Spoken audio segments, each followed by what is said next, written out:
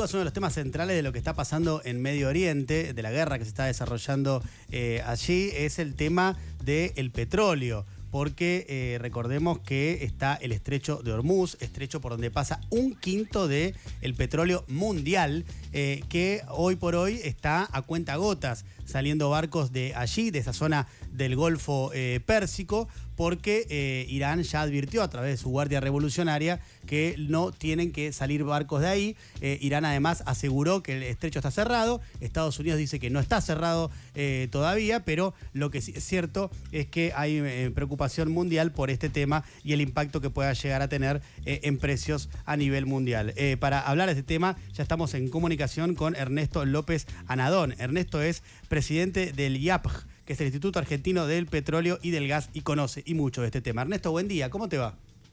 Buen día, Diego, ¿qué tal? ¿Cómo va? Bien, gracias por atendernos. Bueno, arranquemos por esto, un análisis tuyo de la situación y de cómo puede impactar en el mundo. Bueno, primero la situación es algo que no se sabe en qué puede terminar, ¿no es cierto?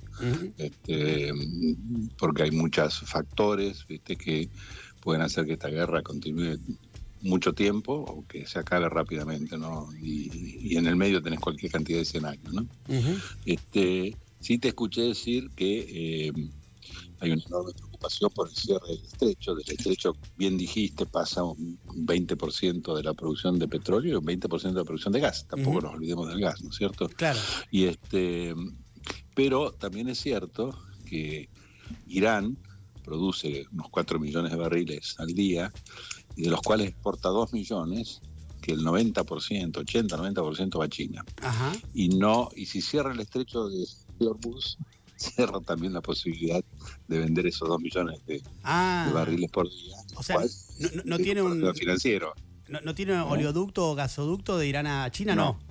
Sale por ahí. Y entonces es como pegarse un tiro en el pie. Con lo cual, si uno mira un poco, el petróleo por supuesto subió cerca de un 30%, ¿viste? Arrancó el año en 60, 62 y ahora está en 80, 82. Fue un salto importante, ¿no es cierto?, de precios, pero no fue la locura cuando te acordás en la guerra de Irak, que se fue a $100, sí. Esos saltos de loco que pegaba. Fue más cauteloso, y los futuros siguen así en 80, 82, con lo cual se está descontando que va a haber volatilidad, que existe el riesgo de que la guerra se extienda y se enloquezca a todo el mundo y bombardeen petroleros y demás, ¿no? Existió un ataque con drones a una refinería de Arabia Saudita, es decir, de Qatar paró la producción de GNL en una de sus plantas, la más importante que tiene, porque también puede haber sufrido un ataque con drones. Entonces el mercado está medio sacudido, ¿no? Pero por lo menos creo que está cauteloso, ¿no? Claro. Claro. Espero una rápida solución. Pero a ver, lo que sí vamos a tener es mucha volatilidad, ¿no? De golpe va a subir y de golpe va a bajar, y vamos a estar así hasta que esto se vea vislumbre alguna solución del conflicto, ¿no? Me quedé pensando algo muy interesante que dijiste como dato, para pensar la cuestión geopolítica también e intereses de Estados Unidos, que está en un conflicto con China de hace tiempo ya, ¿no? Por la disputa de la hegemonía mundial, en esto de... es el principal, es uno de los principales proveedores de petróleo de China, Irán, ¿no? Exactamente. Interesante. Rusia. Interesante. Y veía también que, yo del conflicto sigo mucho el New York Times y El País de España. En el New York Times la cuestión del petróleo no está teniendo tanta relevancia, pero en El País tiene muchísima relevancia. Varias de las notas principales están vinculadas con ese tema. Y claro, veía porque la cobertura europea sí tiene mucho más interés, porque el 14% del petróleo que importa la Unión Europea procede de esta zona, ¿no? De barcos que salen del estrecho de Hormuz. Sí, claro.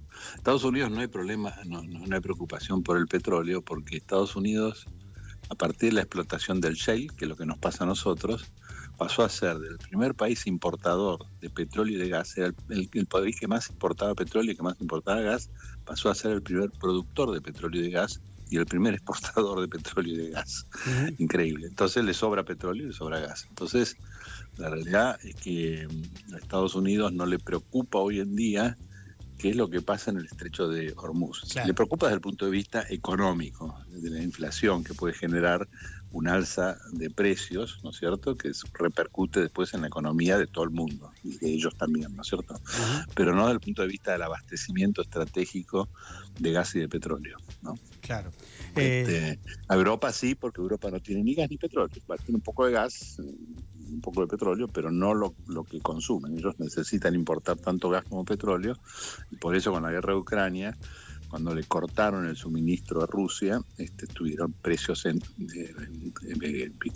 locos de gas, que les llevó los costos de la energía a las nubes, ¿no? Y por supuesto están preocupados por el petróleo, ¿no? El abastecimiento de petróleo. Claro, es uno de los puntos de gran debilidad que tiene Europa en estos momentos, ¿no? Exacto, la cuestión de que no tiene, no tiene, vamos a llamarla así, autosustentación energética. Exactamente, por eso que han fomentado tanto los renovables ellos, sobre también una cuestión, no era solo cambio climático, era una cuestión geopolítica, era independizarse de Rusia, que era su principal suministrador, y de independizarse también de otros suministradores de energía, ¿no es cierto? Por eso que ellos han desplegado tanto renovables. Creo que la estrategia de Francia, poner tanta nuclear, también fue pensando en eso, imagino.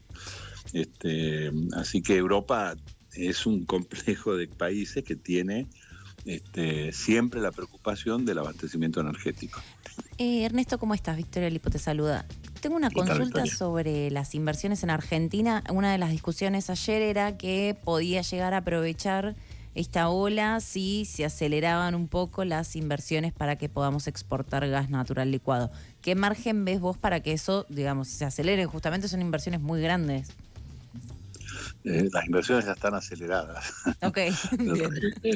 En febrero se batió récord de fracturas en Vaca Muerta, y sigue así, ¿no es cierto? Pensá que ahora el VEMOS, que es el Vaca Muerta Sur, que va a salir ahí por Río Negro, hay que llenarlo, ¿no? Va a tener una capacidad para fin de año de 180.000 barriles adicionales de petróleo por día, 180.000 barriles por día de petróleo, que las compañías que se han comprometido, que son las que están financiando el VEMOS, tienen que llenarlo, porque si no tienen que pagar el transporte sin transportar crudo. Claro. Y en el 2027 eso va a llegar a unos 500.000 barriles, 550.000 barriles. Y eso entonces hay que perforar para ir llenando ese tubo y exportar. Así que ya están aceleradas las inversiones. Lo que hay que preocuparse acá desde el punto de vista económico, que pasa en el mundo con un mundo así tan ¿cómo se llama?, lleno de conflictos, ¿no? ¿Qué va a pasar con los financiamientos y demás? ¿Se van a conseguir, no se van a conseguir? Que es algo que me escapa a mi conocimiento, ¿no es cierto?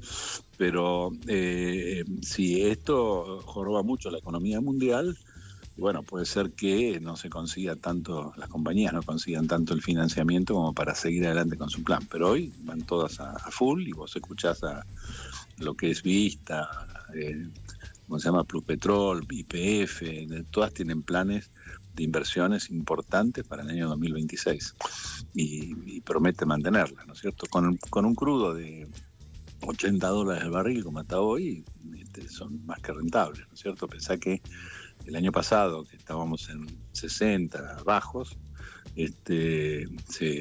la perforación y la producción de vaca muerta subió muchísimo, ¿no es cierto? Se batieron los récords y se consiguió el récord de producción de Argentina, que no había sido superado desde los años 90.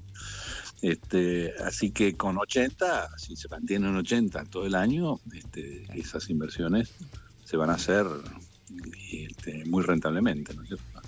Bien. Así que esa no es la preocupación del lado de qué van a hacer las petroleras. Las petroleras van a perforar y van a seguir avanzando. El tema es el financiamiento, ¿no?